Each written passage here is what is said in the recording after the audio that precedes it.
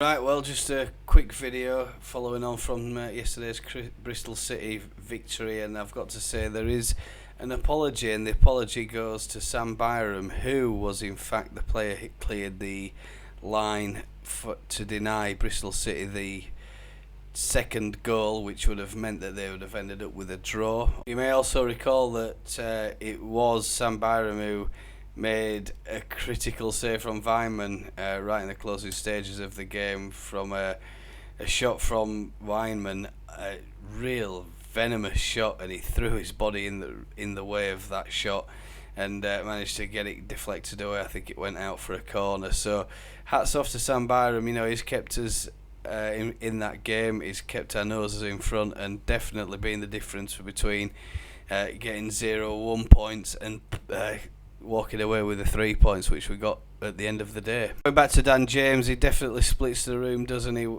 A lot of Leeds fans aren't fans of him, and others want to try and encourage and obviously urge on anyone who pulls on the shirt and puts in a shift for us. And I think Dan James is one of those players who, yes, he's great, he's got great speed, he's got great skill, occasionally has problems with the final ball, and his finishing is somewhat to be desired, but thankfully for Dan, you know, he's put that ghost to bed during that match. He's got himself a goal, and he's right up there in terms of assists as well. Don't forget that Dan James has provided a lot of assists for us, and when we compare him and his performance to the rest of the league, you know, he's right up there in terms of assists for us. So he's a really important player, really important part of the squad, an important part of the team when he's playing, whether he's starting from as a starting 11 or he's coming on from the subs bench. You know, I just want everyone to get in and get stuck in and try and get behind Dan James and the other players, and let's start showing a little bit of unity.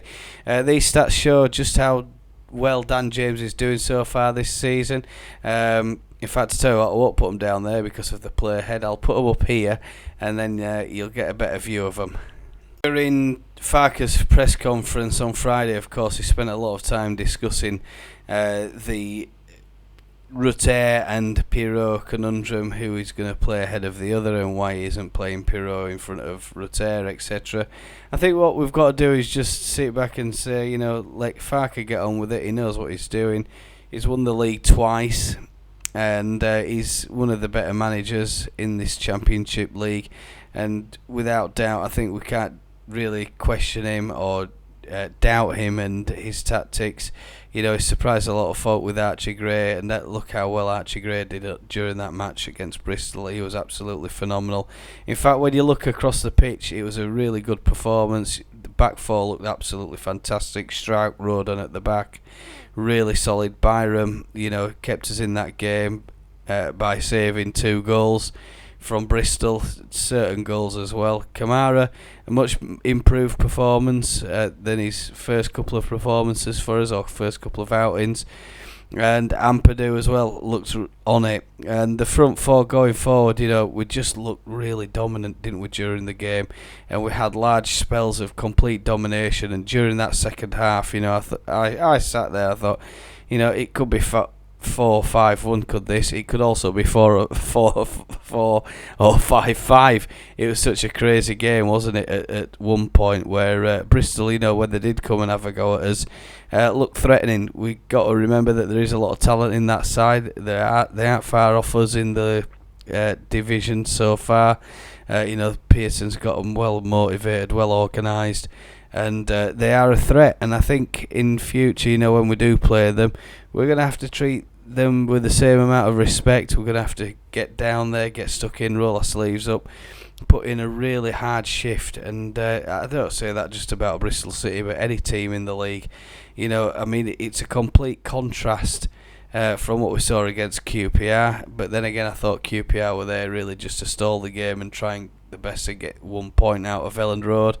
And of course, the Southampton loss was you know, such a disappointing result, and it's, you know, held us back, kept us behind a little bit. And yeah, Farke got some questions and some flack thrown at him, but he's dealt with it really well.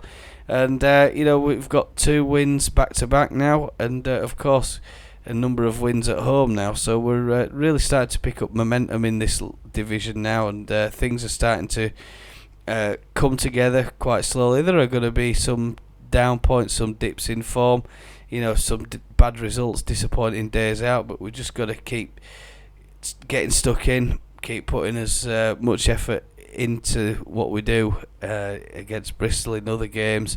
And of course the end of October is going to be a really massive finish for the month for us. Farke going back to his old stomping ground of Norwich, and of course we're playing Huddersfield Town as well, and there is another game as well in October, and that's against Stoke. Anyway, I'll tell you what, I'm really satisfied with what's happened over the last week or so, bar the Southampton result, and I hope you are too. If you enjoyed this content and if you want to see more from my channel, all you have to do is just tap this subscribe button up here. It's free, and of course if you want to see something right away, just tap on this recommendation here from YouTube. Thanks very much for watching. Take care of yourselves, and of course I'll be putting announcements out on the community tab, let you know what I'm up to during this international break. Take care of yourselves, MOT, and I'll see you all very soon, I'm sure.